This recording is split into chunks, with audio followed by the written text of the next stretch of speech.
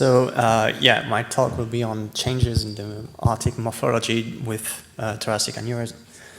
As you well know, the aortic dilation, the aorta dilates with age and pathology, and when the diameter exceeds a certain threshold, this can lead to aortic dissection. And so to avoid that, surgery is based on this measure of local maximum diameter, but it has been shown that it fails to predict dissection in up to 40% of the patients.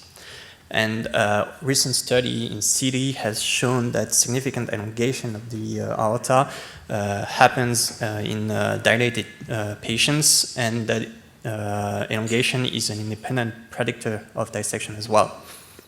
So we hypothesize that compared to diameters, 3D morphological indices may be more sensitive to changes in aortic geometry, and also less hampered by slice orientation and obliquity.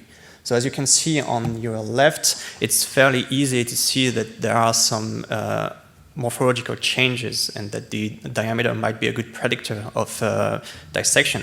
But on the other hand, when you look at the right scheme, you have a more homogeneous dilation, and diameter might not be the only or the more accurate measure to predict the dissection.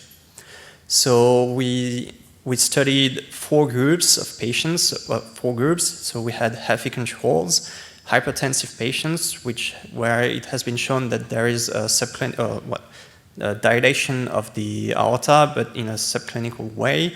And we had 2 aneurysmal patient groups, so either with a tricuspid aortic valve or with a bicuspid aortic valve.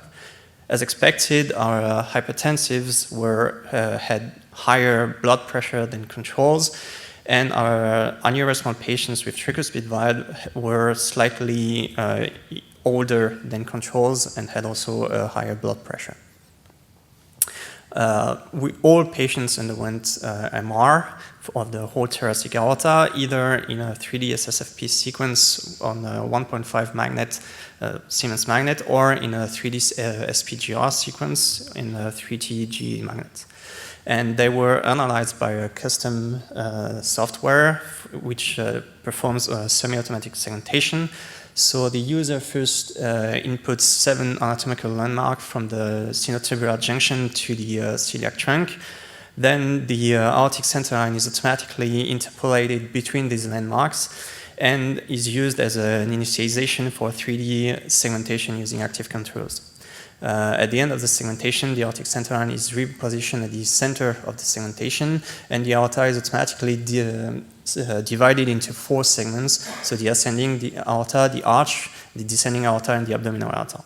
From this segmentation, we also extracted 5 biomarkers for each segment, but we only focused here on the ascending aorta.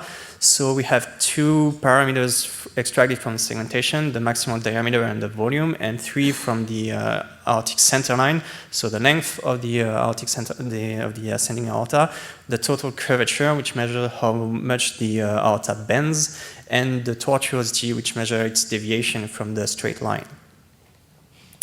Here are some qualitative results, so you can see the evolution of the morphology of the aorta, both with age and pathology, and you can see that not only the aorta dilates with age of pathology, but it also changes its whole morphology by with an elongation of the ascending aorta and also an unfolding and an increased tortuosity. And all these parameters are what we are measuring and quantifying right here. So first, when you compare hypertensives with healthy controls, you can see that you have a significant increase in volumes, which comes foremost from an elongation of the aorta.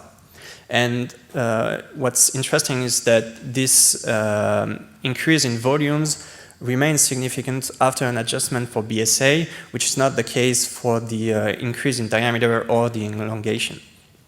When you look at aneurysmal patients, you have a massive increase in volumes, which comes both from a significant dilation and an elongation. But what's interesting is that the increase in volumes is 4 times higher than the increase in diameters, which may allow for a better stratification of at-risk patients. considering curvature and tortuosity, we can see that the aorta also is what the aortic curvature is reduced in aneurysmal patients, and while the tortuosity increases, and that this increase in tortuosity can also be seen in hypertensive patients, so in subclinical, so as a subclinical change. So to conclude, we can say that 3D aortic morphometry reveals subclinical changes in the aorta, in the ascending aorta, and that we can see significant elongation and unfolding of the aorta even in patients with subclinical change in hypertensive, and that these volume increase are more significant than maximal diameter.